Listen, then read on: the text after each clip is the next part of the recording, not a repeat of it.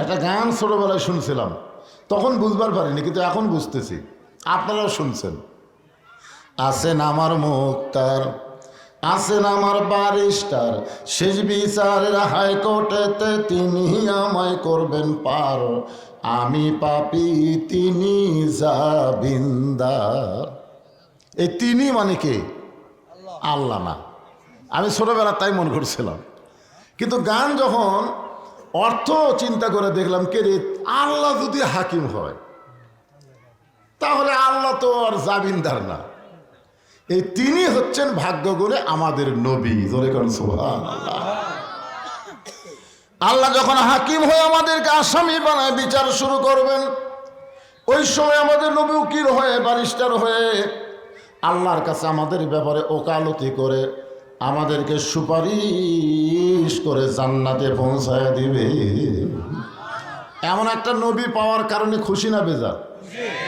আসেন, আল্লাহর প্রশংসা করার এই শেষ কারণ, বহু কারণের মধ্যে আজকে আমার আলোচনার 3 নম্বর কারণ হলো যে কোরআন থেকে আপনারা তাফসির শুনবেন।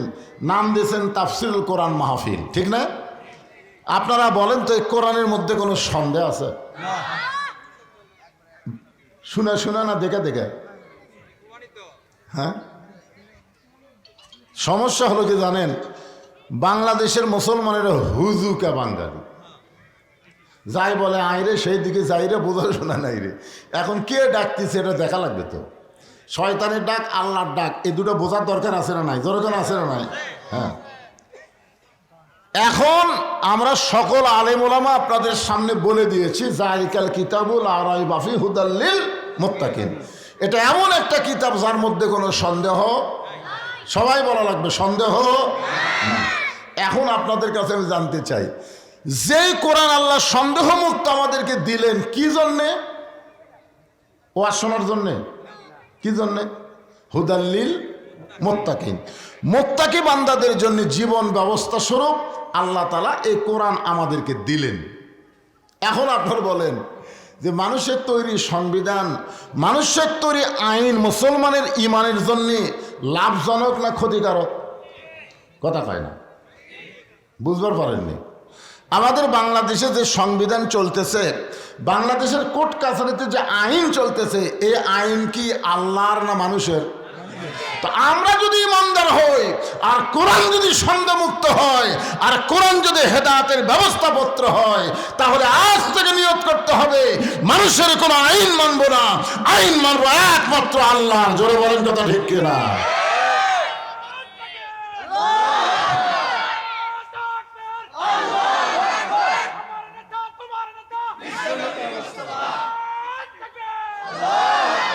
এ গলা খাকারে দেন তো, যেই কোনো আমার নেতা তোমার নেতা, আপনার মুখ বন্ধ করে থাকলেন। যেই নেতার চামচা হয়ে এতদিন এত কিছু করলেন, সেই নেত্রী যে পলে গেল। খালি নেত্রী পলালো না, পৃথিবীর ইতিহাসে এমন কোনো ঘটনাই নাই যে নেত্রীর সঙ্গে সঙ্গে 300টা এমপি পর্যন্ত পলে গেছে। ধরে কোন কথা ঠিক কিনা? আর এই শালা ফিডার খাওয়া কতগুলা চামচা ফিডার খায়, গুজব লিগ। ধরে কোন কি লিগ? ওরা মাঝে মধ্যে আশা করে, আশা আবার নাকি ফিরে আসবে। কি স্বপ্ন দেখে রে। আর এই মাঝে মধ্যে কল রেকর্ড ফাঁস হয়, পাগলি হয়ে গেছে। পাগলি হওয়ার কারণ আমি পাইছি, আপনারা পাচ্ছেন? হাসিনা পাগলি হওয়ার কারণ কি? কারণ হলো একটা গাভী হেরে গেছে, বুঝলেন, রোদের মধ্যে দিনের বেলায়। এখন এই বেটা গাভী খুঁজতে খুঁজতে রোদ লাগা মাথা গরম হয়ে গেছে। এখন বেটা ডালে আছে, বেটাকে বলতেছে, কে ভাই এদিকে গাভী গেছে দেখছো? বেটা কয়, কে রে বাপ আমার ভাই কয়। দৌড়ে গেছে মায়ের কাছে, মা আব্বা মনে হয় পাগলা হয়ে গেছে, আমারে ভাই কছে। কিছুক্ষণ পর বাপ আসতেছে, বউ কয়, কে গো তুমি তোমার ভাই, তোমার ছেলেকে ভাই কইছো, তোমার কি মাথা ঠিক আছে? তখন বলতেছে, গরু হারালে এরকমই হয় মা। একটা গাভী হারালে যদি মাথার অবস্থা এরকম হয়, বিনা ভোটে 15.5 বছর যে ক্ষমতার চেয়ার দখল করেছিল, সেই চেয়ার হারালে হাসিনা পাগলি হওয়া স্বাভাবিক। জোরে কথা ঠিক কিনা?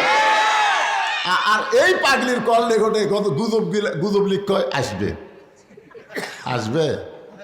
ভালো হও, তওবা করো, ফিরে আসো। বাংলাদেশে যেগুলো দল আছে, হাসিনা বাদ দিয়া সব দল তোমাদের দরজা খুলে রাখছে, জোরে ঠিক কিনা?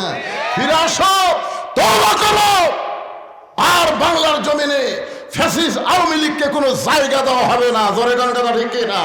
হ্যাঁ, ফিরে আসো। আজকে দিনের বেলা যেখানে মাহফিল করলাম, ওই মাহফিলের সভাপতি হলো আওয়ামী লীগ, আওয়ামী লীগের লোক। আজকে আমার হাতে তওবা করছে, হুজুর বাদ দিলাম, যেটা দিনে করে আসলাম, একটা তওবা করছে মনসি, হুজুর বাদ দিচ্ছে। তা আল্লাহকে মাফ করবে না? আল্লাহ পাপকে ঘৃণা করে, পাপীকে আল্লাহ ঘৃণা করে না। পাপীকে ফিরে আসার রাস্তা আল্লাহ দিয়েছে, জনগণ ঠিক কিনা? এখন আপনাদের কাছে আমার প্রশ্ন হলো যে কোরআন আমাদের চলার পাথেয় মোত্তাকিদের ব্যবস্থাপত্র, সেই কোরআন থেকে ছোট্ট একটা আয়াত আমি তেলাওয়াত করছি, একেবারে সংক্ষেপ, কারণ আমার এখানে ওয়াজ করে আবার তাহলে গোসাই বাড়ি, বুঝতেছেন না?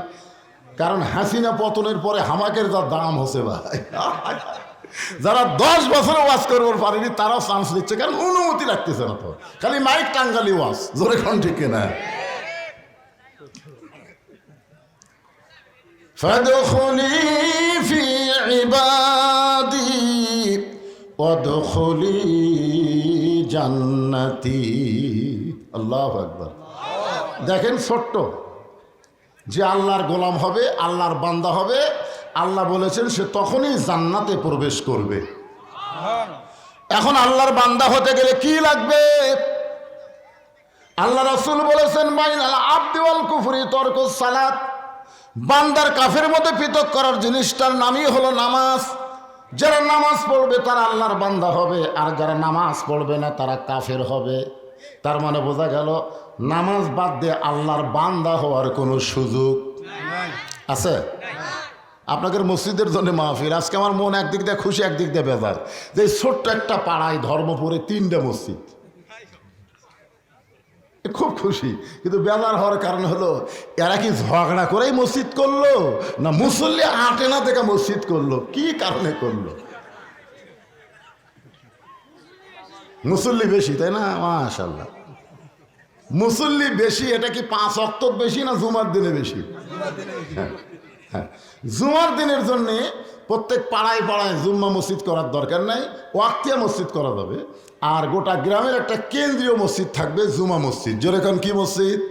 হ্যাঁ, কারণ মসজিদের মাধ্যমে, নামাজের মাধ্যমে মুসলমান একাকার হতে পারে, মুসলমান একত্র হতে পারে। মুয়াজ্জিন আজান দিছে, মুয়াজ্জিন কোন দলের?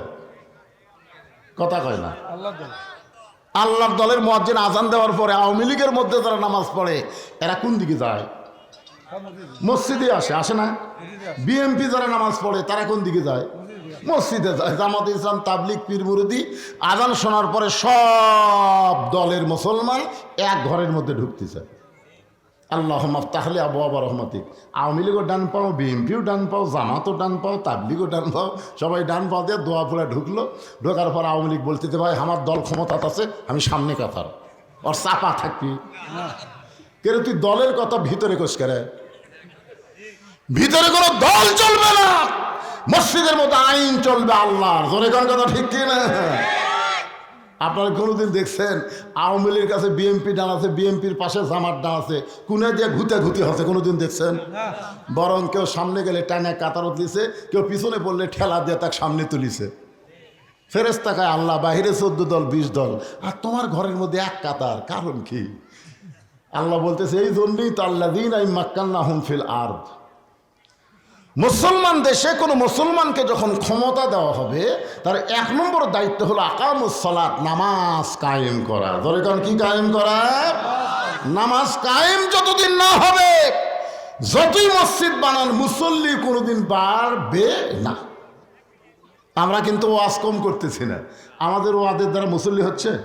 তো আগামীতে বাংলাদেশ আমরা এমন একটা দেশ চাই যেই দেশে শুধু মানুষের আইন না, আল্লাহর কোরআনের আইন চালু হয়ে মানুষের আইন কবর দিয়ে বাংলাদেশে নামাজ প্রতিষ্ঠার আইন পাশ হবে। সবাই বলেন আল্লাহুম্মা আমিন।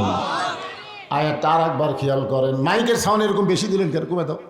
ফাদখুলি ফি ইবাদি ওয়াদখুলি জান্নাতি। যে আল্লাহর বান্দা হলো সে জান্নাতে প্রবেশ করলো। আমরা সকলে যদি জান্নাত চাই, চাই কি চাই না? চাই। জান্নাত চান? লাইলাতুল মিরাজে আল্লাহ রাসূল বাইতুল মুকাদ্দাসে 2 রাকাত নামাজ পড়াইছিলেন। কয় রাকাত? 2 রাকাত। যখন লাইলাতুল মিরাজ পাড়ি দিয়ে নবী সাহাবীদের সামনে মেরাজের ঘটনা বললেন, তখন সাহাবীরা বললেন, ইয়া রাসূলুল্লাহ, কোরআন শরীফে একই আয়াতের মধ্যে 2টা মসজিদের নাম আছে। আছে না নাই? সুবহানাল্লাযী আসরা বিআবদিহি লাইলাম মিনাল মাসজিদিল হারাম ইলাল মাসজিদিল আকসা। এরা এই তোরা কি সিজার করা নাকি? না, সিজার করা বাচ্চারা একটু অষ্টাউর হয়। আমরা যারা আছি উপরে একটাও সিজার করা না। কে ভাই সিজার বোঝায় আপনার মা? আসলে আমরা সবাই একেবারে নির্দিষ্ট সময় মতো দুনিয়া যাচ্ছি। আর এই সিজার করাগুলো সময়ের 1 দিন 2 দিন আগে দুনিয়া যাচ্ছে।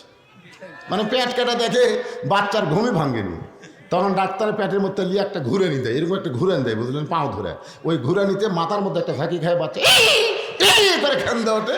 ওই যে মাথার ঝাঁকি খালো, এই ঝাঁকি খাওয়ার কারণে দুনিয়াতে এসে মোবাইল ছাড়া ভাত খায় না, মোবাইল ছাড়ার কান্না থামে না, কোনো জায়গায় 5 মিনিট ধৈর্য নিয়ে বসে থাকতে পারে না। এরা হলো সিজার করার কুফল। আপনারা দেখবেন বাংলাদেশে বড় ডাক্তার কোনোদিন তার বউরে সিজার করায় না। আমি যত ডাক্তার আমার ভক্ত তাদের জিজ্ঞাসা করছি, বড় ডাক্তারকে হুজুর পাগলা আছেন, সিজার করলে মায়েরও ক্ষতি বাচ্চারও ক্ষতি, ডাক্তারের বউ সিজার লাগে না। 2 নম্বর হলো মওলানার বাড়িতে কোনোদিন মিলাদ হয় না। 3 নম্বর পীরের বউ কোনোদিন মুরিদ হয় না। আপনারা খেয়াল করে দেখবেন, পীরের বউ মুরিদ না হওয়ার কারণ কি জানেন? যে আমার পীর মাঝে মধ্যে মুরিদের বইয়ের দিকে চোখ মারে, এ লুচ্চার হাতত কে মুরিদ হবে। আর মওলানার বাড়িতে মিলাদ হয় না। খেয়াল করে দেখবেন আপনাকে এলাকার মওলানা পরের বাড়িতে পড়ায়, কিন্তু নিজের বাড়িতে হয় না। আর একটা হলো ডাক্তারের বইয়ের কি লাগে না। হ্যাঁ, তোরা যদি সিজার করা হোস তো যা, আর নর্মালি হলে থাক বাবা থাক। দেখছে আবার ঠেলাঠেলি করে, এই আবার ক্যামেরা মারতেছে। হায় হায়, বসেন আপনারা সবাই এসে সাইজ হয়ে বসেন। যে কথা বলতেছিলাম একটু খেয়াল করা লাগবে। কি বলতেছিলাম মনে আছে? হ্যাঁ, ইন্না নাহনু নাযালনা যিকরা ওয়া ইন্না লাহু লাহাফিজুন। আপনারা সকলেই বলেছেন এই কোরআনে কোনো সন্দেহ। কোরআন নাজিল হয়েছে 1500 বছর আগে। এখন যদি কেউ আপনাদের বলে হুজুর যখন কোরআন আল্লাহ নাজিল করেছে তখন কোনো সন্দেহ ছিল না, কিন্তু এত বছর কোরআনের বয়স হয়ে গেল, কে যদি কিছু কম বেশি করে, হ্যাঁ পারবে? যে আয়াত পড়লাম তার অর্থ কি জানেন? আল্লাহ কোরআনকে জিকির হিসাবে নাজিল করেছে, আর কোরআন হেফাজতের দায়িত্ব স্বয়ং কার হাতে? তার মানে বোঝা গেল কিয়ামত পর্যন্ত এই কোরআনের একটা আয়াত, একটা জেল, একটা জবর, একটা নুকতা পর্যন্ত কেউ পরিবর্তন করতে পারবে? মাশাআল্লাহ। এখন আসেন 3 নম্বর আয়াত হলো অনুনাজ্জিলু মিনাল কুরআনি মা হুয়া শিফাউ ওয়া রাহমাতুল লিল মুমিনিন। আল্লাহু আকবার কর না। আওয়ামী লীগের আল্লাহু আকবার কোনো দিনও হয় না। বিএনপির হুম্মাম কাদের চৌধুরী একবার চিটাগাঙে কছিল, বিএনপির একটা বিশাল সমাবেশ, এই কাদের চৌধুরীর বেটা সালাউদ্দিন কাদের চৌধুরীর ছেলে হুম্মাম কাদের, বিএনপির যত লোক সামনে ছিল সবাই বলেছে আল্লাহু আকবার। তার মানে বোঝা গেল বিএনপি যদি তাকবীর দেয় আল্লাহু আকবার কথা বলার মানুষের অভাব নাই, কিন্তু দেয় না, দেয় না। আপনাদের বহু মিছিল আমি দেখছি, মাঝে মধ্যে হয়, তা আমার কানত পড়েনি আর কি। না না, হুম্মাম কাদের চৌধুরীটা পাইয়া আমি যে 1 বছর ওয়াজ করছি ভাই। সালাউদ্দিন কাদের চৌধুরী একটা বাঘের বাচ্চাকে জন্ম দিছে, জোরে কোন কথা ঠিক কি না? ওনারে মিথ্যা মামলায় ফাঁসি হাসিনা বিয়ে করেনি দেখে কাল কি, এই জন্য কিন্তু ওনারে ফাঁসি দিছে, জোরে কোন ঠিক কি না? হ্যাঁ, ওনার ছেলে দিয়েছে বাবা মারে। তো এখন কিছু সাংবাদিক, ওই ইঞ্জিনিয়ার কি মাহমুদ চিরাঙ্গের, না না না না আপনাদের বিএনপির বড় নেতা বলে ইশরাকলা আমর খসরু হয় আমির খসরু মাহমুদ, ওনার কাছে এক সাংবাদিক বলতেছে ভাই হুম্মাম কাদের যে একটা তকবির দিল এটা, তখন উনি বলতেছে এটা তো হামাকের দলের না। এই কথাটা বলেই তো বিএনপি ছাড়ছে, কারণ শহীদ জিয়ার বিএনপি আমার কলিজা, খালেদা জিয়ার বিএনপি আমার কলিজা, তারেক জিয়ার বিএনপি আমার কলিজা। কিন্তু এই যে মাঝে মাঝে দুই একটা পেঁয়াজ মারা কথা, ইসকনকে নিষিদ্ধ করার দরকার নাই, ইসকনকে নিষিদ্ধ করার দরকার নাই, ছাত্রলীগ নিষিদ্ধ করার সাথে সাথে ফখরুল ইসলাম আলমগীর বলল নিষিদ্ধ কেন করলো? চিন্তা করেন, আমি তো হিসাব করে দেখছি আওয়ামী লীগ সরকার সবচাইতে বেশি অত্যাচার করেছে বিএনপিকে, ধরে কোন কথা ঠিক কিনা? বিনা দোষে সাবেক তিনবারের প্রধানমন্ত্রীকে বিনা দোষে 6 বছর জেলখানায় বন্দি রাখছে, বিদেশের মাটিতে তার চিকিৎসা করতে দেয়নি। তারেক যে অত্যাচার করছে ভাই, হাসিনার মতন একটা লেডি হিটলার, সে বলেছে আসুক, দেখছেন আসুক, কত বড় বাপের বেটা আসুক, দেখো তুমি আসবার কথা, তারেক যে অল্প দিনের মধ্যে বাংলাদেশে আসবে ইনশাআল্লাহ। আমি বলতেছি কমপক্ষে 40 থেকে 50 লক্ষ মানুষ বিমানবন্দরে তারেক জিয়াকে স্বাগতম জানাবে। জোরে কথা ঠিক কিনা? বিএনপি আমাদের দল, আমরা মুসলমানেরা বিএনপিকে অত্যন্ত ভালোবাসি, কিন্তু মাঝে মাঝে দুই একটা ফেসকা কথা এইটা বলা ঠিক না। আমরা আজীবনের জন্য বক্তব্যে যেটা বলবো সংসদেও সেটা কার্যকর করবো। জোরে করে কথা ঠিক কিনা? লিল্লাহে তাকবীর। আওয়ামী লীগ বাদ দেয়া খালি বিএনপি, জামাত, তাবলিগ, পীর মুরিদি, আমরা সবাই আল্লাহু আকবার বলবো, সমস্যা আছে? আছে? আচ্ছা আলহামদুলিল্লাহ। এখন আসেন যেই কথা বলতেছি, আল্লাহ বলতেছেন অনুনাজ্জিলু মিনাল কুরআনি মা হুয়া শিফাউ ওয়া রাহমাতুল লিল মুমিনিন। এই আয়াতের বাংলা অর্থ হলো সব সমস্যার সমাধান। আপনারা স্লোগান জানেন না?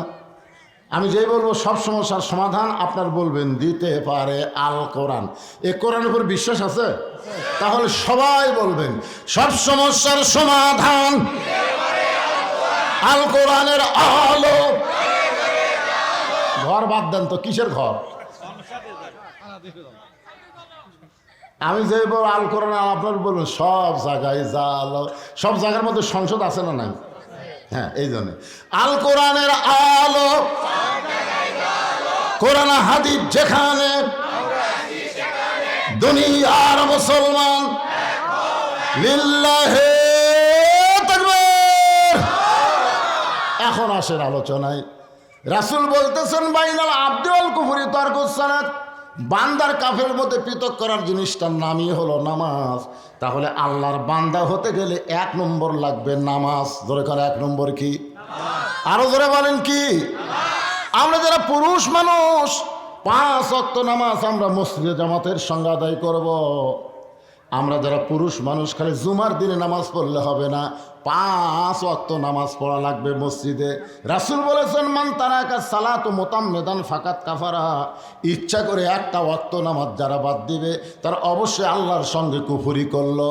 আল্লাহর সঙ্গে কুফরি করার কোনো সুযোগ মুসলমানের, জোরে বলেন মুসলমানের, লা সালাতা লা ঈমানা, যার নামাজ নাই তার ঈমান নাই, লা সালাতা লা দীনা, যার নামাজ নাই তার কোনো ধর্ম নাই।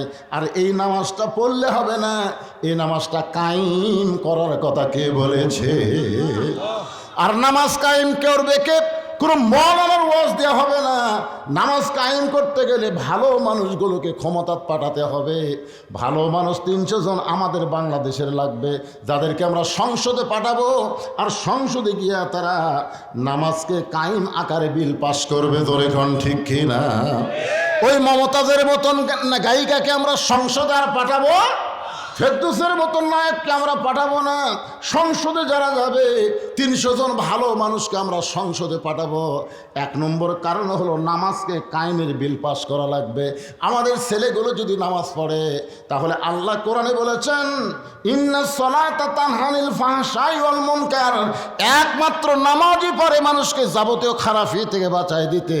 আমাদের ছেলেগুলোর হাতে যে মোবাইল আছে রে ভাই, এরা ঘরের দরজা বন্ধ করে দিলে, জানলা বন্ধ করে দিলে যখন রাত 11টা বাজে মনে করে বাপ মা ঘুমাইছে, এখন ইউটিউবে অশ্লীল ভিডিও দেখতেছে। এরকম ছেলে আছে না নাই? কিন্তু ওই ছেলে যদি 5 ওয়াক্ত নামাজ পড়ে ওই অশ্লীল ভিডিও আর দেখতে পারবে না। ঘোষণা করেছেন কে? মোবাইল থাকতে পারে কিন্তু খারাপ কিছু তারা গ্রহণ করবে না। আমরা মুরব্বী মানুষ তো ভালো হবেই। আমি তো আগে আপনাদের শোনাইছি, যখন হবে চামড়া ঢিল আল্লাহর সাথে দিবে মিল। বুড়া হলে ভালো হবার ছেলে হবে না। সারা জীবন ঘুষের চাকরি করছে, এখন চাকরি যখন চলে গেছে তখন তওবা করতেছে। চাকরি শেষ, এখন তওবা করতেছে, আল্লাহ আমি আর জীবনে ঘুষ খাবো না, আল্লাহ আমি আর জীবনে ঘুষ খাবো না। আর 2 কান্তে 2 ফেরেশতাকে আল্লাহ এই শয়তানের গালতকে একটা চড় বসাবো। যতদিন ঘুষের চাকরি করছে ততদিন তওবা করেনি, এখন চাকরি গেছে আর তওবা করতেছে। এখন তার ঘুষের চাকরি নেই, খাবি কোত্থেকে?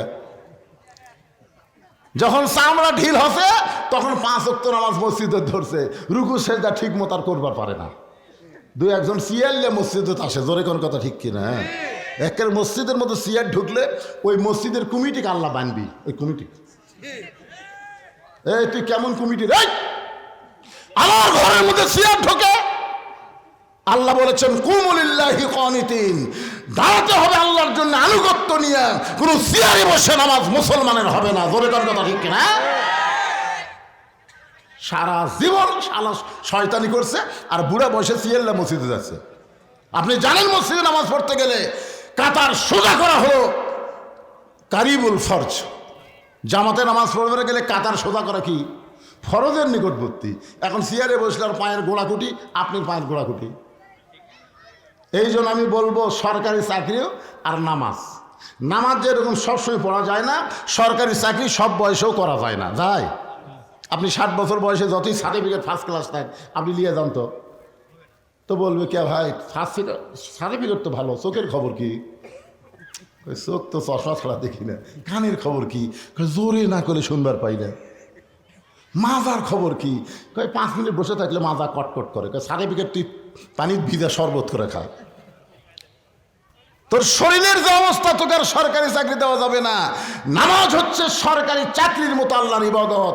7 বছর থেকে নামাজের তালিম দেওয়া লাগবে, আর 10 বছর থেকে জোর করে নামাজ ধরান লাগবে। জোরে করার কথা ঠিক করে কথা বলেন না কেন ভাইরা? হ্যাঁ, এই নামাজ সরকারি চাকরির মতন।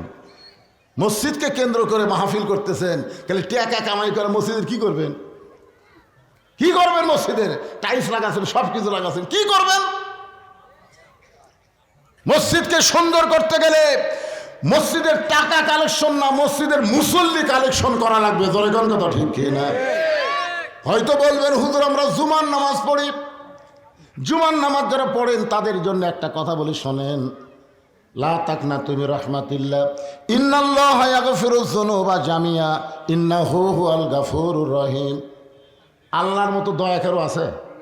আল্লাহ হাসরে ময়দানে বলবে 5 ওয়াক্ত বাদ দিয়ে খালি জুম্মার নামাজ পড়ছো, আমি আল্লাহ তাদেরকে জান্নাত দিয়ে দিলাম, যাও।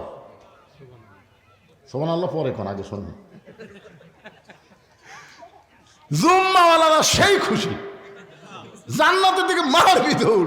যারা দেখবে জান্নাতের দরজাতে একটা তালা, তো বলবে আল্লাহ আপনি আমাকে জান্নাত দিলেন, তো জান্নাতের দরজা যে তালা আছে এখন কি করি? আল্লাহকে খুঁজে দেখ, চাবি তোর কাছে আছে। ওরা খুঁজে দেখবে একটা চাবি আছে, ওরা খুশি হয়ে তালার মধ্যে ঢুকবে ঠিকই, কিন্তু ঘুরবি না। চাবি ঢুকিছে কিন্তু ঘরে না। আল্লাহ চাবি তো ঢুকলো, ঘরে না কেন? আল্লাহ বলতেছে ওর তালার মধ্যে 5টা দাগ আছে, তোকে চাবির মধ্যেও 5টা দাগ থাকা লাগবে। দেখ তো দাগের খবর কি? আল্লাহ আমাকে চাবি তো তেল তেলা, দাগ নাই। আল্লাহ 5টা দাগ কিসে? আল্লাহ বলবে 5টা দাগ হলো 5 ওয়াক্ত নামাজ। তো তোরা জান্নাত দেখছিস, এখন ফেরত আই। জুম্মা পার্টিরা খালি জান্নাত দেখবার পারবি, ঢুকবার পারবি না। জান্নাতে ঢুকবার গেলে 5 ওয়াক্ত নামাজ লাগবে। আসসালাতু মিফতাহুল জান্নাহ, নামাজ হচ্ছে বেহেশতের চাবি। জোরে কোন সুবহানাল্লাহ।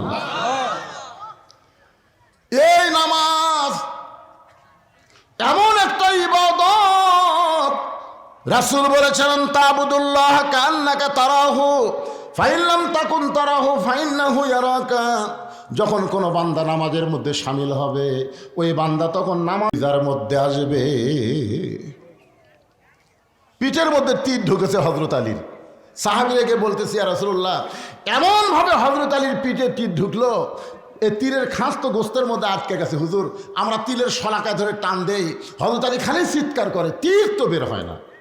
আল্লাহ রাসূল বললেন, সাহাবীরা ওয়াজাত আলীকে কষ্ট দিও না, আলীকে অপারেশন করা লাগবে। তো বলে হুজুর অপারেশন কোথায়? বলে আলী যখন নামাজের মধ্যে দাঁড়াবে ওই সময় তীর বের করা লাগবে, ওই সময়। আল্লাহ রাসূল সেই নামাজের ইমাম, জোরে কোন সুবহানাল্লাহ। আবু বকর হযরত আলীর ডান পাশে, ওমর ফারুক বাম পাশে, আর ওসমান রাদিয়াল্লাহু দ্বিতীয় কাতারে। আল্লাহ রাসূল বললেন, রে জাবের আর হুযায়ফা তোমরা কোথায়? বলে লাব্বাইকে রাসূলুল্লাহ। নবী বললেন, জাবের হুযায়ফা তোমরা শোনো, আলী যখন নামাজের ভিতরে থাকবে ওই সময় তোমরা তীর টেনে বের করো। আলী যখন নামাজের ভিতরে থাকবে, কারণ নামাজের তিনটা রূপ আছে, একটা হলো নামাজের বাহির, একটা হলো ভিতর, আর একটা হলো নামাজের শেষ। নামাজের শুরু, নামাজের ভিতর, নামাজের শেষ। হযরত আলী যখন নামাজে দাঁড়াইলেন, জাবের হুযায়ফা তীর ধরে টান দেয়, আলী পিছন দিকে আসে, আবার ছাড়া দিলে ঠিক মতো দাঁড়ায়।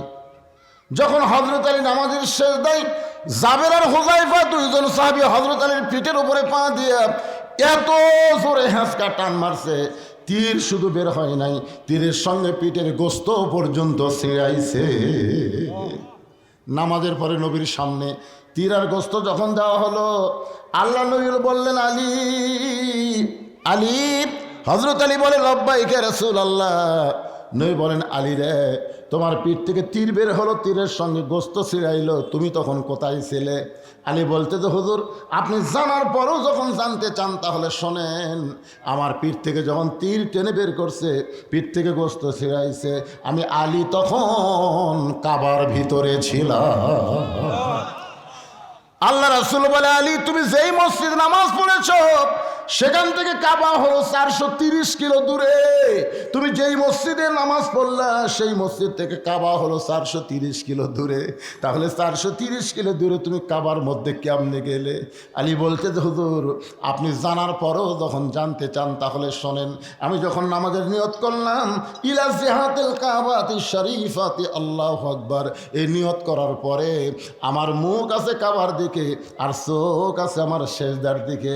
আমার দুইটা চক্ষু এক সময় আমি বন্ধ করবার চাই না, আমার দুইটা চক্ষু এমন ভারী হয়ে গেল, অটোমেটিকভাবে দুইটা চক্ষু যখন বন্ধ হয় আমি তখন দেখতে পাই। তার মানে বোঝা গেল প্রত্যেকটা মুমিনের চক্ষু হলো তিনটা। ধরে বলেন কয়টা?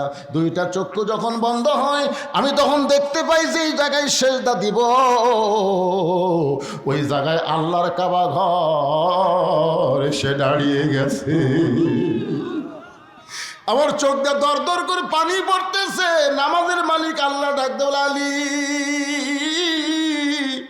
বাতিলের বিরুদ্ধে লড়াই করতে গিয়ে পিঠের মধ্যে তীর ঢুকে গেছে, ওই তীর টাইনাও বের করতে পারিনি। আলী রে, এত কষ্টের পরেও আমি আল্লাহকে হাজার নাদের বিশ্বাস করে তুমি নামাজের মধ্যে দাঁড়াইছ, তোমার নামাজের সাইজ দেখে আমি এত দূরের কাবা সেজদায় হাজির করে দিলাম, এরপরেও তুমি কেন কাঁদতেছ? আলী বলতেছে, আল্লাহ আমি কাবার জন্য নামাজ পড়ি না, আমি কাবার মালিকের নামাজ পড়ি। ফালিয়াবুদু রব্ব হাযাল বাইত আল্লাযী আত'আমাহুম মিন জু'ইন ওয়া আমানাহুম মিন খাউফ। আমি কাবার মালিকের কুদরতি পায়ে সেজদা দিবার চাই। সঙ্গে সঙ্গে আল্লাহ ডাকে, আলী রে আয় আয় আয় আয়। আলী কান্দের বলে, নবী গো, আমি যখন আল্লাহর রহমতের কোলে ছিলাম ওই সময় আমার তীর টেনে বের করেছে, গোস্ত ছিঁড়াইছে, ওই সময় যদি আমাকে 60টা টুকরা করতো নবী, আমি আলী কিছুই বুঝতাম না। এরই নাম হলো নামাজ। এই জন্যই বলা হয়েছে আসসালাতু মেরাজুল মুমিনিন, নামাজ হচ্ছে মুমিনদের মেরাজ। কেউ যদি একবার নামাজ ধরে গোটা দুনিয়া থেকে দিবার চান আর বলেন এক ওয়াক্ত নামাজ বাদ দে, ও জীবনে নামাজ বাদ দেবে না, গোটা দুনিয়া বাদ দেবে, এক ওয়াক্ত নামাজ বাদ দেবে না। জোরে কোন কথা ঠিক কি না? পুরুষ মানুষের জন্য আল্লাহর বান্দা হবার গেলে 1 নম্বর ইবাদতের নাম হলো নামাজ। আর আমার মা বোনেরা যারা পর্দায় আছেন এদের জন্য 1 নম্বর কিন্তু নামাজ না। মায়েরা চিন্তা করতেছে তাহলে আমাদের 1 নম্বর কি? ও মা, আজকে আপনাদের এই ধর্মপুর এসে দেখলাম আপনাদের তেমন পর্দা নাই, পর্দা খুবই দুর্বল। কি মায়েরা মনে করতেছে হুজুরের সাথে কথা বলে কোনো পাপ নাই, হুজুরের সাথে কথা বলে কোনো পাপ নাই। হযরত ইয়াসসার রাদিয়াল্লাহু যখন ইসলাম গ্রহণ করলো, বাড়িতে যখন ইয়াসসার গেছে, উম্মে সুমাইয়া বলতেছে আপনাকে সকালবেলা দেখলাম খুব সুন্দর না, কিন্তু এখন দেখতেছি অতীব সুন্দর, আপনার চেহারা দিয়ে মনে হয় কি যেন আলো প্রকাশ পাচ্ছে। ইয়াসসার বলতেছে বিবি রে, একজন নবী আইছে দুনিয়াতে, আমি তার হাতে হাত দিয়ে ঈমান গ্রহণ করছি, আমার বিশ্বাস ঈমানের নূর আমার চেহারা দিয়ে প্রকাশ পাচ্ছে। উম্মে সুমাইয়া কয় হুজুর তাহলে আমিও, স্বামী বলতে স্বামী গো আমিও তাহলে ঈমান গ্রহণ করব, আমিও নবীর হাতে হাত দিয়ে কলমা পড়ব। ইয়াসসার দৌড়ে এসে বলতেছি ইয়া রাসূলুল্লাহ, আমার বউটা আপনার হাতে হাত দিয়ে কলমা পড়তে চায়।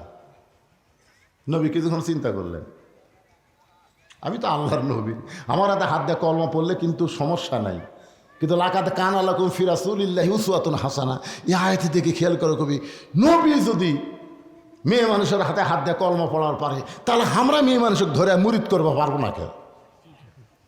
বুঝলেন? এই যদি নবী বলল না বাল্লিগু আন্নি আলাও আয়া, তুমি যে কলমা গ্রহণ করছো এই কলমা তোমার বউকে শোনাও, আমি নবীর কাছে তোমার বউরে আসার কথা দরকার নাই। ইয়াসসার বলে হুজুর আপনি আল্লাহর নবী। রাসূল বলেন আমি খালি নবী না রে, আমার বউ আছে, আমার ছেলে আছে। তার মানে কি বোঝা যাচ্ছে, হুজুরের বউ আছে না নাই? তো মেয়ে মানুষ যখন আমাকে সাথে কথা কয় মাঝে মধ্যে মিন শারিল ওয়াসওয়াসিল খান্নাস, ভিতরে শয়তান কয় তোর বউয়ের চাইতে তো এটা দেখতে ভালো রে। আপনারা কি মনে করছেন আমি হুজুর হজি তাই বলে আমার মনও হুজুর? আমি মাথার টুপি দেখি, আমার মনের মাথার টুপি আছে, কথা কর না কেন? আমার মুখত দাঁড়িয়ে আছে, আমার মনের মুখত দাঁড়িয়ে আছে। তো তাহলে আমি দেখলাম আপনাদের ধর্মপুরের মা বোনদের পর্দা আছে কিন্তু খুব একটা টাইট নাই, টাইট। এখন আপনারা বলেন পুরুষের 1 নম্বর যদি নামাজ হয়, নারীদের 1 নম্বর নেক আমল হলো পর্দা। আল্লাহর বান্দি হবার গেলে 1 নম্বর নেক আমলের নাম কি? আর বান্দা হবার গেলে 1 নম্বর লাগবে নামাজ, আর বান্দি হবার গেলে 1 নম্বর হচ্ছে পর্দা। আল্লাহ কোরআনে বললেন অকরনা ফি বুয়ুতিকুন্না ওয়ালা তাবাররাজনা তাবাররুজাল জাহিলিয়াতিল উলা। আল্লাহু আকবার বলেন। গভীর রাত্রে খাদিজাতুল কুবরা আল্লাহ নবীর হাত ধরে কাঁদতেছে। নবী আবার ঘুম থেকে চেতন পেয়ে বলে খাদিজা কান্দার কারণ কি? বলে হুজুর যে কোনো সময় আমার মৃত্যু হবে, যে কোনো সময়। তা আমি মরে গেলে আমার খবর কি? এখন পর্যন্ত তেমন খবর তো আপনি দিলেন না। আল্লাহ রাসূল বলে খাদিজা আপনি যখন শুনতে চাচ্ছেন তাহলে শোনেন, এই দুনিয়াতে 10 জন পুরুষকে আল্লাহ জান্নাতের সার্টিফিকেট দিছে। কয়জন? খাদিজা বলে হুজুর আমি আমার কথা শুনবার চাচ্ছি আর আপনি পুরুষের কথা বলতেছেন। রাসূল বলেন খাদিজা একটু ধৈর্য ধরে শোনো। 10 জন পুরুষের 1 নম্বর হলো আবু বকর, 2 নম্বর হলো ওমর, 3 নম্বর ওসমান, 4 নম্বর আলী, 5 নম্বর আব্দুর রহমান ইবনে আওফ, 6 নম্বর জুবাইর, 7 নম্বর তালহা, 8 নম্বর সাদ ইবনে আবি ওয়াক্কাস, 9 নম্বর আবু সাইদ, আর 10 নম্বর হলো ওবাদা ইবনুল জাররাহ। সব সাহাবীরাই জান্নাত পাবে, কিন্তু এই 10 জন দুনিয়াতেই জান্নাতের সার্টিফিকেট পাচ্ছে। ধরে কেন সুবহানাল্লাহ। আল্লাহ রাসূল বলে খাদিজা 10 জন পুরুষকে আল্লাহ জান্নাতের সার্টিফিকেট দিয়েছে, 10 জন নারীকেও আল্লাহ জান্নাতের সার্টিফিকেট দিয়েছে। খাদিজা বলে হুজুর তাহলে 10 জন নারীর মধ্যে আমার নাম আছে? আল্লাহ রাসূল বলে খাদিজা কি যে কন, পুরুষের মধ্যে 1 নম্বর হলো আবু বকর, আর নারীদের মধ্যে 1 নম্বর হলো খাদিজাতুল কুবরা। খাদিজা নবীর কপালে চুমা দেখায়, এই কথা আপনি একদিন কননি। খাদিজা নবীর কাছ থেকে সরে যায়, খুব খুশি। আল্লাহ আল্লাহ তুমি আমাকে 1 নম্বরের মধ্যে রাখছো। আল্লাহ পুরুষের 1 নম্বর আবু বকর, নারীদের 1 নম্বর খাদিজা।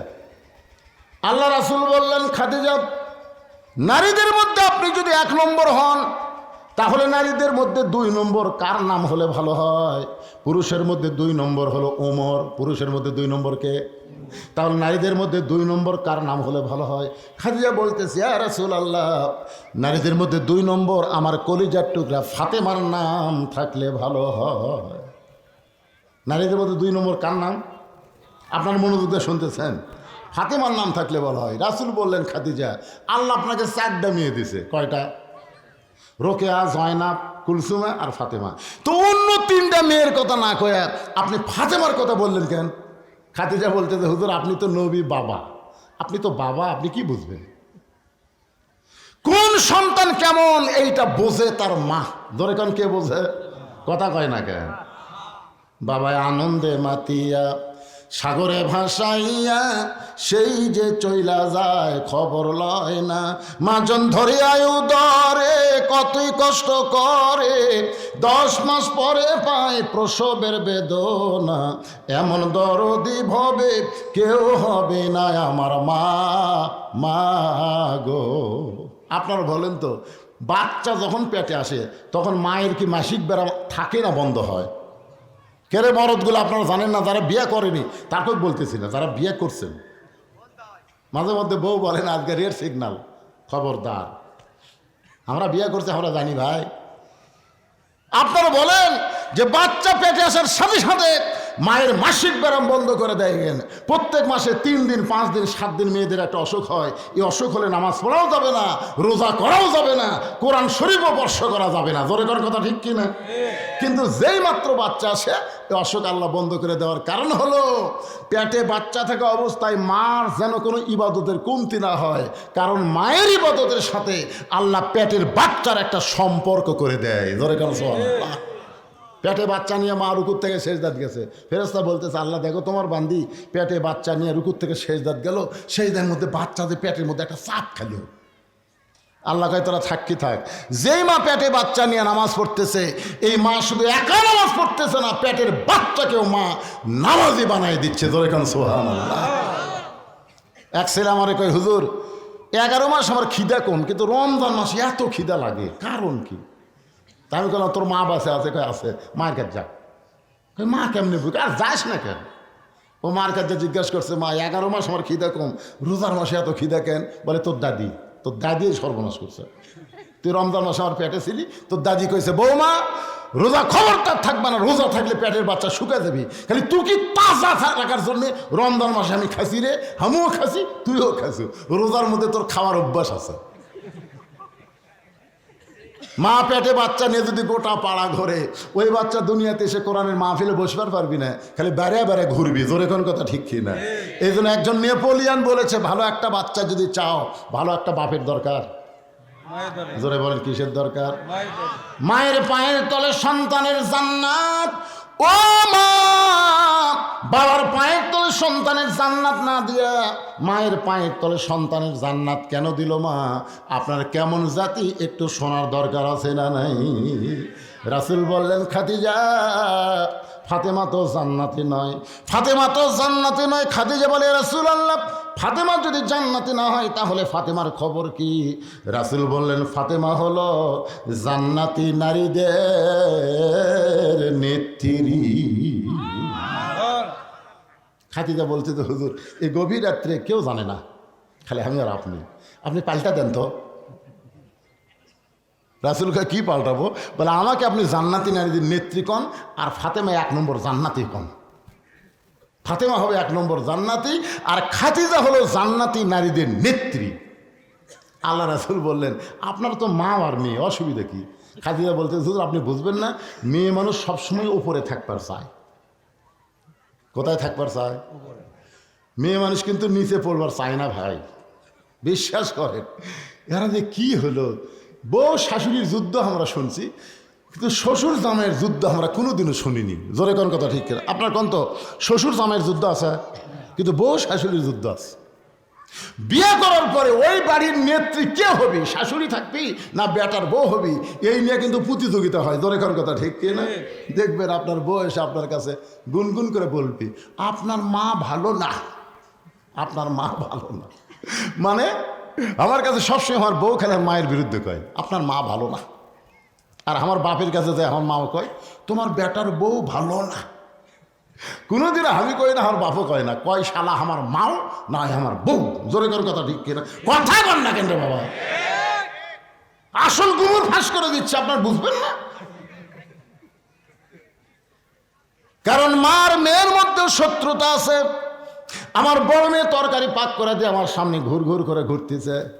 আমি কইলাম, মা, বাংলাদেশি বহু মাছের তরকারি খাইছি মা, তোর হাতের মতন এত স্বাদ কোথাও পাইনি। সঙ্গে সঙ্গে আর এক টুকরা দিয়েছে, আব্বু খাও আব্বু। আমি তাকে দেখি ওর মাও খালি টেপা মাছের মতন মুখ করে আছে। কে গো, তোমার কি হলো? এখন তাকে মেয়ের বাড়িতে পার হয়ে যান, মেয়েই খালি পারে, আমি তাই পারি। আই রে আই, মেয়ের প্রশ্নটা করলে মা রাগ করে। এটা কেমন মা, কেমন নারী, চিন্তা করে দেখেন। যেই বলতে যে খাদিজা ইয়া রাসূলুল্লাহ, আমি হব জান্নাতি নারীদের নেত্রী, আর ফাতেমাকে আপনি 1 নম্বর জান্নাতি ঘোষণা করেন। রাসূল বললেন, খাদিজা, আমি হলাম বন্টনকারী, দেওয়ার মালিক হলো আল্লাহ। আপনারা বলেন তো, দেওয়ার মালিককে? আর বন্টনকারী হচ্ছে আল্লাহর নবী। আমি শুধু আপনাদের দুইজনকে জানাই দিলাম, আসলে দেওয়ার মালিক আল্লাহ। সঙ্গে সঙ্গে খাদিজা বলে, রাসূলুল্লাহ, কোন আমলের কারণে আমার ফাতেমাকে আল্লাহ খাতুনে জান্নাত ডিগ্রি দিল, এটা যতক্ষণ আপনি না বলবেন আপনার হাত আমি ছাড়ব না। আমার মায়েরা যারা পর্দার অন্তরে বসে আছেন, মা, আপনাদের জন্য ওয়াজ হচ্ছে।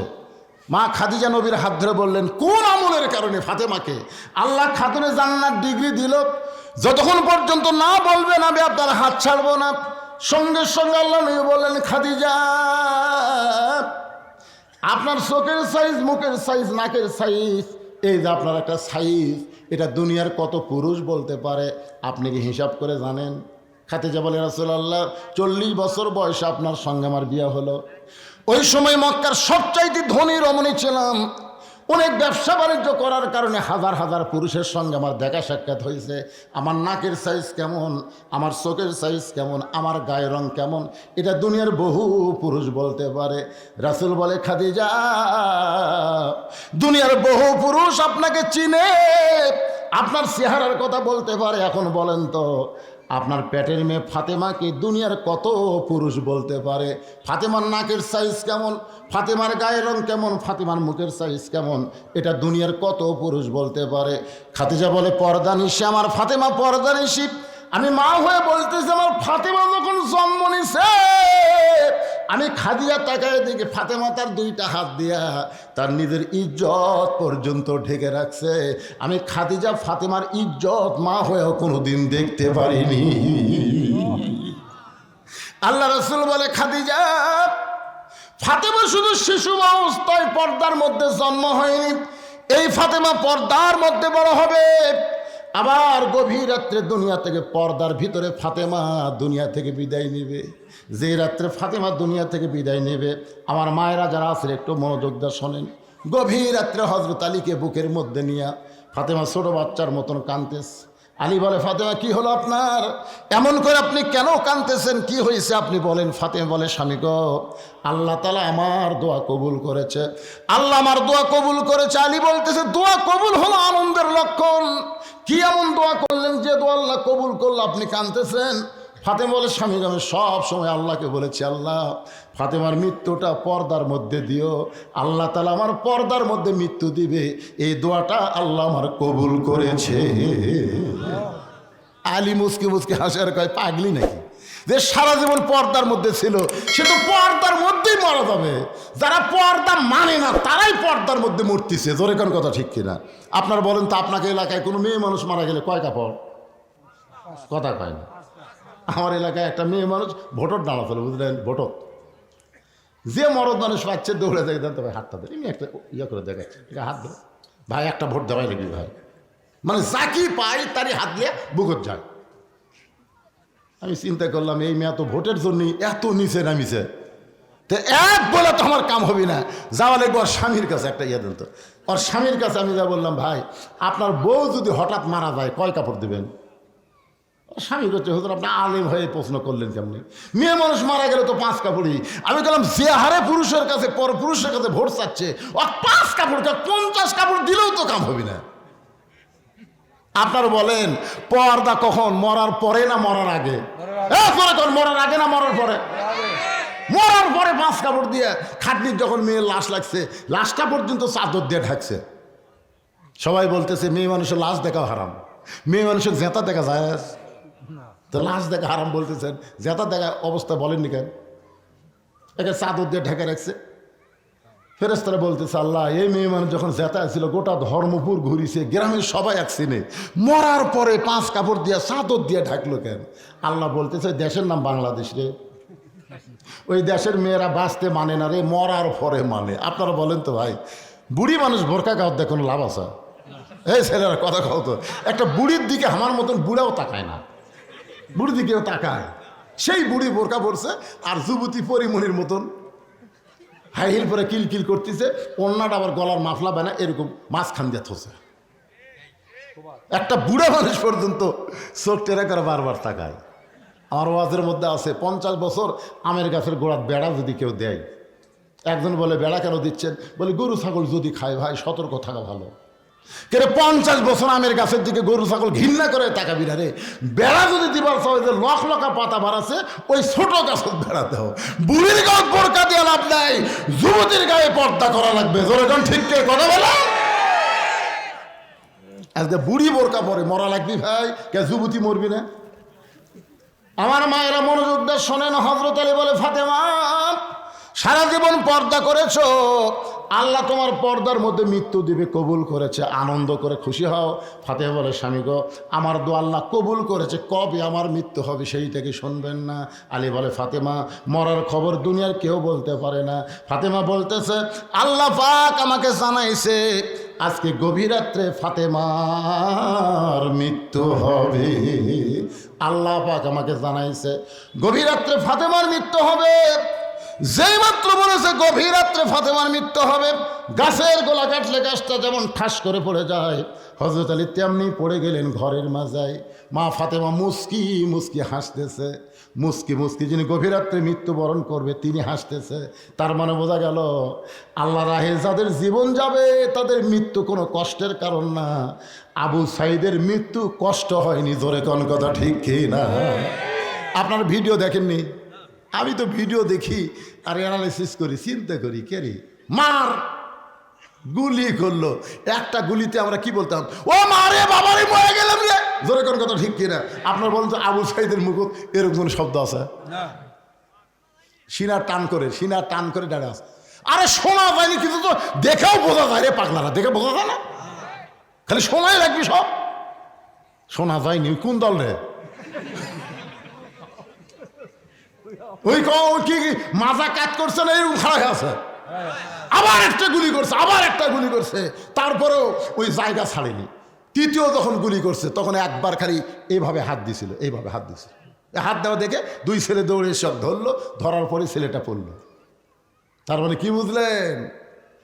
হাসিনার বিরুদ্ধে সর্বপ্রথম বাংলাদেশে জীবন দিয়ে বাতিলকে হটানোর আন্দোলন আবু সাইদ গোল্ডেন A+ পাইছে। ধরে এখন কথা ঠিক কথা বলে। আজকে আমাদের গ্রামের এক ছেলে হয়েছে, সম্পর্কে আমার চাহতো ভাই আমাকে, হুজুর ছেলেটার নাম রাখ, ভালো নাম কন। আমি বললাম ছেলের নাম হলো আবু সাইদ। ওর বাপও খুশি, মাও খুশি, আলহামদুলিল্লাহ। আমাদের পাড়াতে আরও 2টা ছেলে আছে, কই বজরুশের নাম থোছে আবু সাইদ, ওর আবার আমার তার না শুনে আবু সাইদ করে থোছে। এ পর্যন্ত 3টা আবু সাইদ আমার গ্রামত জন্ম নিচ্ছে। আমার এক খালা সম্পর্কে তার এক মেয়ের মেয়ে হয়েছে, আমার কয় বাবা হুজুর একটা ভালো নাম দাও তো, আমার নাতনির একটা ভালো নাম। তা আমি বললাম খালা ভালো নাম হলো শেখ হাসিনা। যেই কষি ভাই 30 সেকেন্ড মোবাইলে কোনো কথা নেই, আমিও কথা কই না, খালাও কথা কয় না। 30 সেকেন্ড পর বলতেছে আমি পেলাম খালা এত খাপা খেপছেন, আমি একটা ভালো নাম চালাম আর তুই খুনি হাসিনা নাম করি। আমি কইলাম আল্লাহ রে, হাসিনার প্রতি মানুষ এত ঘৃণা। 100 বছর কোন মেয়ে মানুষের নাম কেউ হাসিনা ভুল করেও রাখবি না, তোর কথা কন। কি বুঝতেছে? গভীর রাত্রে যেই ফাতেমা মৃত্যুবরণ করবে সেই ফাতেমা মুচকি মুচকি হাসতেছে। স্বামীর মাথাখানা উরাতের উপরে নিয়ে কপালে একটা চুমা দিয়ে বলে, স্বামী গো এমন করে আপনি কাঁদবেন না, কারণ আসলে যাইতে হবে। পয়লা যাবেন? ভারতত পয়লা থাকেন, মনে আজরাইল যাবি না নাকি? সবাই আমি যেই বলবো আসলে আপনারা একটা জবান খুলে বিশ্বাস নিয়ে বলবেন আসলে যাইতে হবে। আপনারা বলবেন যাইতে হবে, আসলে কুড়ি যাবেন কি লিয়া? কিন্তু যেদিন ডাক পড়িবে কবর মাঝে যাইতে, জোগাড় কিছু করছো বন্ধু তার মাঝে বিছাইতে। আমার সঙ্গে যারা পারেন তারা কন, দেখেন মনটা একটু নরম হবে ভাইজান। ডানে কবর বামে কবর, ডানে কবর বামে কবর, নিচে কবর আছে যে, উপর দিকে চাইয়া দেখো বাঁশের ছাউনি দিছে কে।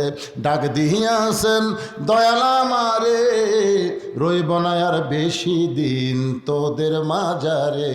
চলতে পথে 2 দিন, ধরে কোন কয়দিন?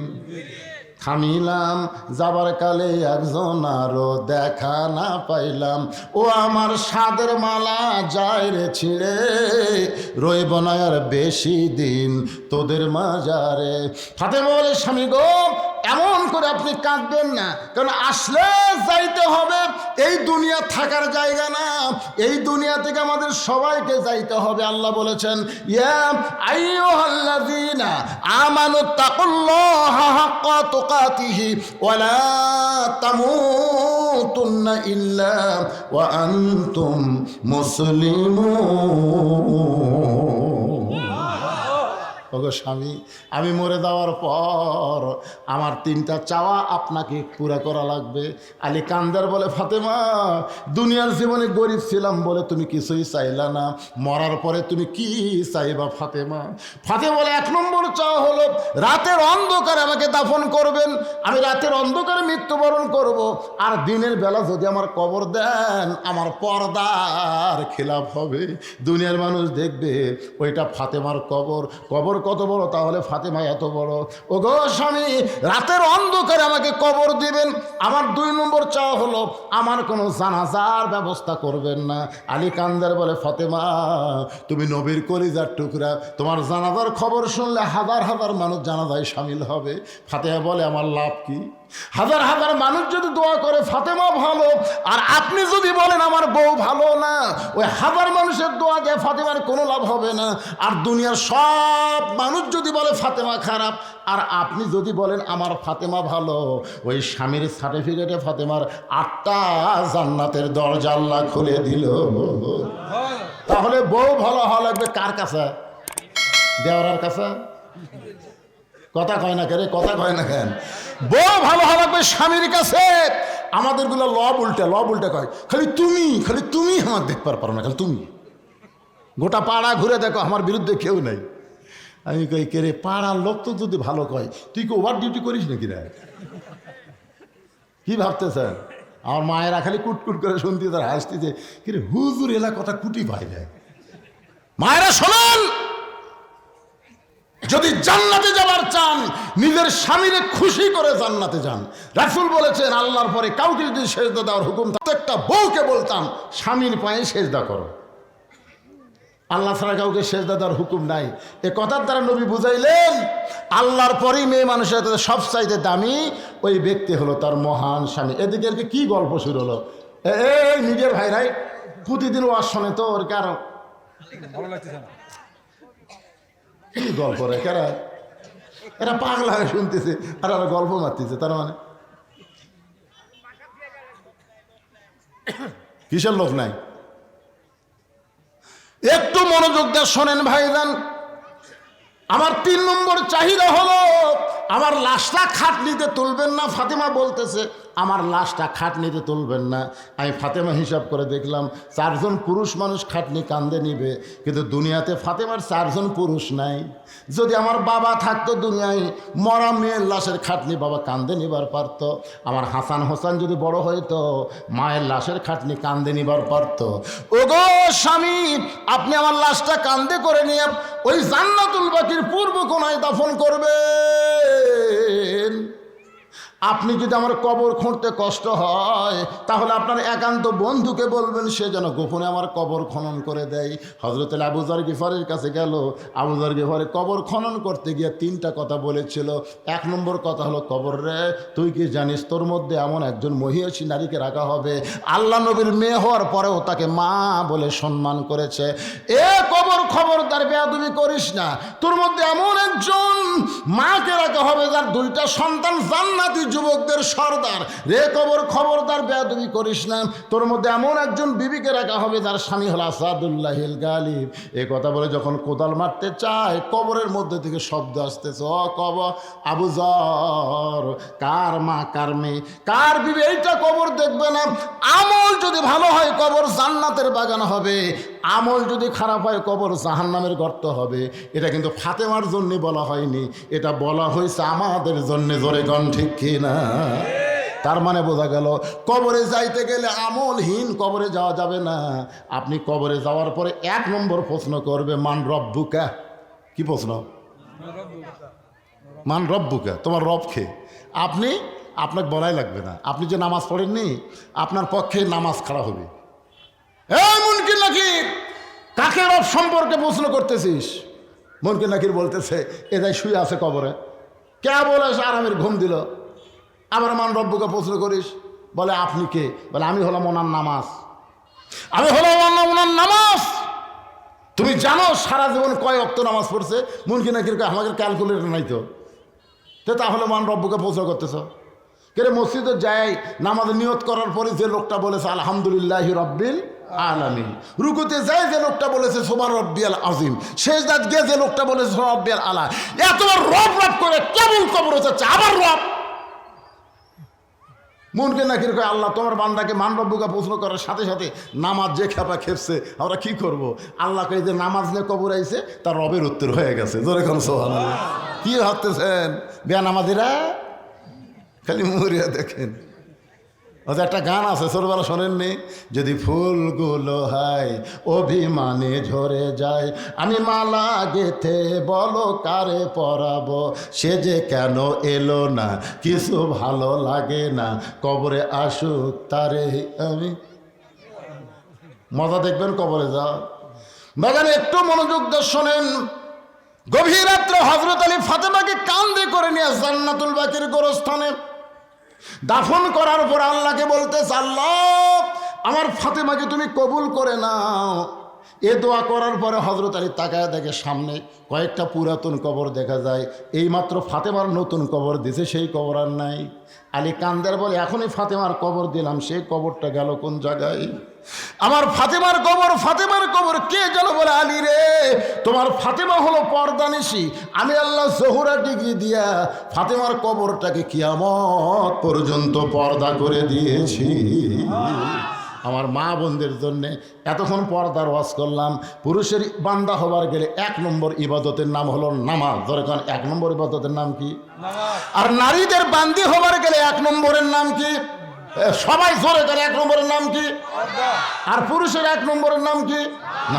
ফাদখুলি ফি ইবাদি ওয়াদখুলি জান্নাতি।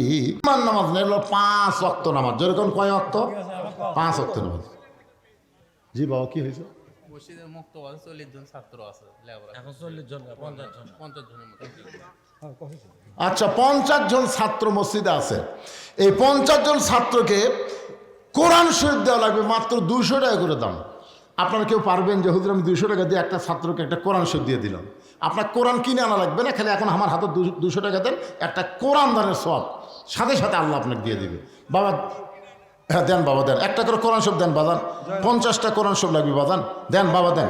আল্লাহর একজন বান্দা, এ নাম লেখা লাগবে না, লগত তো লগত লগত হ্যাঁ না, কোরআন লিখছে না বাজান, টাকার দরকার বাজান।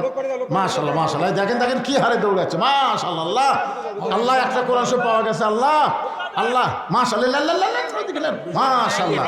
আলী ভাই আর একটা কোরআন শরীফ দান করছে। আল্লাহ আল্লাহ, আব্দুল বারী একটা কোরআন শরীফ দান করছে। আল্লাহ আল্লাহ কবুল করেন।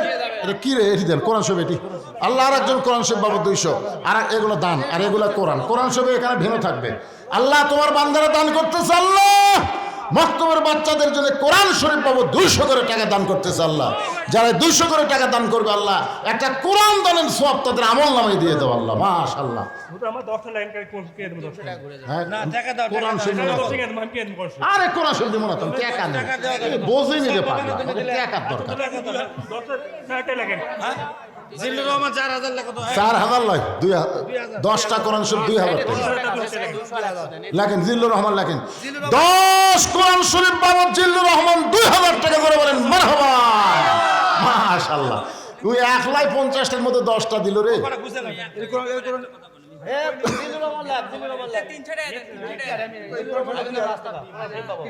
মাশাআল্লাহ। আর একটা হাতত দাও, এগুলো হাতত দাও বাবা। আনোয়ার ভাই কোরআন শরীফ বাবদ 500 টাকা আর 100 টাকা দিলে 3টা হয়। কেন আনোয়ার ভাই আড়াই কোরআন শরীফ হয়? আড়াই 500 টাকা আবার 2 মণ আলু করবে দান। আল্লাহ তার দান কবুল করেন, আল্লাহ আমাদের মধ্যে বরকত দিয়ে দিবেন, আল্লাহুম্মা আমিন। 2জন মেয়ে মানুষ 200 টাকা দান করছে। আল্লাহ মায়েদের দানকে আল্লাহ আপনি কবুল করেন, আল্লাহুম্মা আমিন। মাশাআল্লাহ, লিল্লাহি আকবার। 3টা কোরআন শরীফ বাবদ 600 টাকা দান করছে, আল্লাহ কবুল করেন। আমি 50টা কোরআন শরীফ চাইছি, হয়ে গেছে প্রায়। দেখেন তো কেউ বাদ থাকলে দিয়ে দেন। বা দুনিয়ার সবচাইতে বড় দান একটা ফোরকানি মাদ্রাসা একটা কোরআন শরীফ দান। বাজান বাপ মা কবরের কাছে, বাপ মা রুহের মাত্রাতে একটা কোরআন শরীফ দেন। 3 ছেলে 300 টাকা। এটা কি হলো? 300 টাকা এটা দান না না। ই আবার কি করলো দেখছেন? 200 টাকা কোরআন দিল, 100 টাকা দানত ফেলালো। খুব বুদ্ধি আছে, ঠিক আছে। খায়রুল ইসলাম কোরআন শরীফ বাবা 200 টাকা দান করছে, আল্লাহ কবুল করেন। শুকুর আলী কোরআন শরীফ বাবা 200 টাকা দান করছে, আল্লাহ কবুল করেন। লিল্লাহি আকবার। সোহেল 5টা কোরআন শরীফ বাবা 1000 টাকা দান করেছে, আল্লাহ দানকে কবুল করেন, আল্লাহুম্মা আমিন। মা মারা গেছে, মায়ের নামে দান করেছে, আল্লাহ মায়ের কবরকে জান্নাতের টুকরা বানিয়ে দেন। ছেলের মন কাঁদতেছে মায়ের জন্য, আল্লাহ 5টা কোরআন শরীফ বাবা দান করেছে, আল্লাহ কবুল করেন। আল্লাহ তোমার একজন বান্দা কোরআন শরীফ বাবা 200 টাকা দান করছে, আল্লাহ কবুল করেন। আল্লাহ নেক নিয়ত নিয়ে আসা পড়া করেন, আল্লাহুম্মা আমিন। কে ভাই খালি গোনা লাগবে ভাই দান এ করে চাষি হজে নাকি? তা কিন্তু আর একটা পাওয়া গেছে, মাশাআল্লাহ। আর একটা পাওয়া গেছে, মাশাআল্লাহ। আল্লাহ আরো 2টা কোরআন শরীফ পাওয়া গেল। আল্লাহ তোমার বান্দারা যে নিয়তে কোরআন শরীফ বাবার টাকা দান করতেছে, আল্লাহ নেক নিয়ত নেক আশাকে কবুল করো, আল্লাহুম্মা আমিন। আইনুল বাবার জন্য, বাবার রুহের মাগফিরাতে কোরআন শরীফ বাবা মারা গেছে, বাবার জন্য কোরআন শরীফ দান করেছে, আল্লাহ কবুল করে। কে আবার 6000 আসুক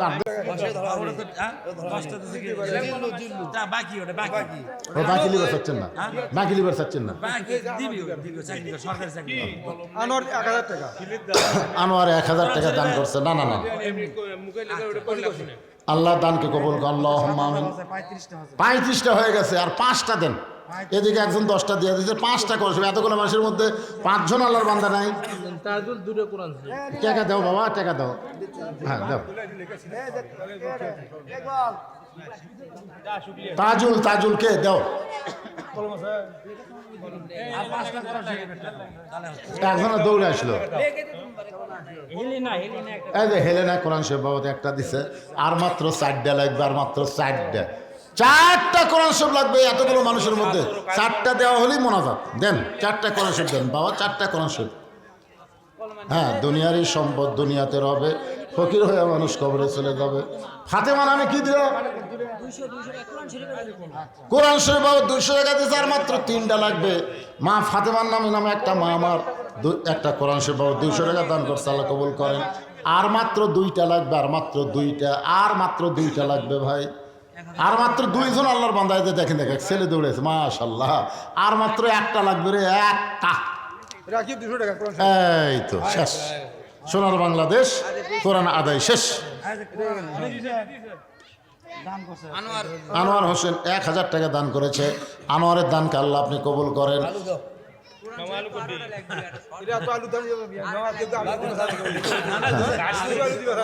এলা আলু বাগুন এগুলা আদায় করা সকালবেলা লাগবে পাবনা, এখন এলা আদায় হবে। আস্তাগফিরুল্লাহ পড়েন, আস্তাগফিরুল্লাহ রাব্বি মিন কুল্লি জামবি ওয়া তুবু ইলাই লা হাওলা ওয়ালা কুওয়াতা ইল্লা বিল্লাহিল আলিয়্যিল আযীম। সকলে হাত তুলে আল্লাহুম্মা আমিন। আল্লাহুম্মা আনতাস সালাম ওয়া মিনকাস সালাম তাবারাকতা ইয়া যাল জালালি ওয়াল ইকরাম। আয় আল্লাহ, তোমার বান্দারা কষ্ট করে মেহনত করে, আমি যখন দিনের ওয়াজ করতেছিলাম বৃষ্টি পড়া শুরু হলো, মনে হচ্ছিল আল্লাহ আজকের মাহফিল হবে না, কিন্তু আল্লাহ দীর্ঘ সময় পর্যন্ত তুমি বৃষ্টি বন্ধ করে দিয়া আজকে ধর্মপুরের মাহফিলকে আল্লাহ তুমি কবুল করে নাও। তোমার মসজিদকে সামনে রেখে যারা এত বড় আয়োজন করে সকলকে 5 ওয়াক্ত নামাজি কবুল করে নাও। আল্লাহ এই মসজিদকে কেন্দ্র করে যারা মাহফিল করেছে আল্লাহ তাদের সকলকে হেদায়েত দান করো, তাদের সকলের নেক নিয়ত নেক আশা আল্লাহ তুমি কবুল করো। শুরু থেকে শেষ পর্যন্ত যত আলোচনা হয়েছে এর মধ্যে যদি ত্রুটি হয় ভুল হয় মাফ করে দাও। এর যা হাদিয়া মঞ্জুর করো সোনার মদিনায় নবী পাকের রওজা মোবারকে আল্লাহ কবুল করো। তামাম আম্বিয়াই কেরাম, আসহাবে কেরাম, তাবিনে কেরাম, তাবিনে কেরাম, তামাম পৃথিবীর মাটির নিচে যত মুমিন মুমিনা শুয়ে আছে আল্লাহ সকলের আরওয়াহ ফরে হাদিয়া কবুল করো। আমরা যারা হাত তুলেছি আমাদের জনম দুখুনি মা যাদের কবরে গেছে আল্লাহ মেহেরবানি করে মায়ের কবরকে জান্নাতের টুকরা বানাও। বাবার বাড়ি ঘর সবই আছে, দরদের বাবা যাদের এতিম হয়ে কবরে শুয়ে গেছে আল্লাহ মেহেরবানি করে বাবার কবর জান্নাতের টুকরা বানাও। আমাদের দাদা দাদি নানা আত্মীয় স্বজন কবরে চলে গেছে, কবরকে রিয়াজুল জান্নাহ কবুল করো। আজকের মাহফিলে নগদে বাকিতে যারা দান করেছে আল্লাহ সকলের দানগুলোকে জান্নাতের বিনিময়ে কবুল করো। মসজিদকে কবুল করো, মসজিদের সভাপতি কবুল করো, সহসভাপতি কবুল করো, সেক্রেটারি কেশিয়ার সদস্য ইমাম মুয়াজ্জিন মুসল্লি খতিবকে আল্লাহ কবুল করো। আজকের মাহফিলের সম্মানিত সভাপতিকে আল্লাহ তুমি কবুল করো, সহসভাপতি কবুল করো, প্রধান অতিথি বিশেষ অতিথিদের আল্লাহ তুমি কবুল করো। আল্লাহ বিএনপি নেতারা দোয়া চেয়েছে আল্লাহ তারেক জিয়ার জন্য, তার মায়ের জন্য আমরা দোয়া করি আল্লাহ আল্লাহ তাদেরকে পরিপূর্ণ সুস্থতা দান করো, দেশের খাদেম হিসাবে তাদেরকে কবুল করে নাও আল্লাহ।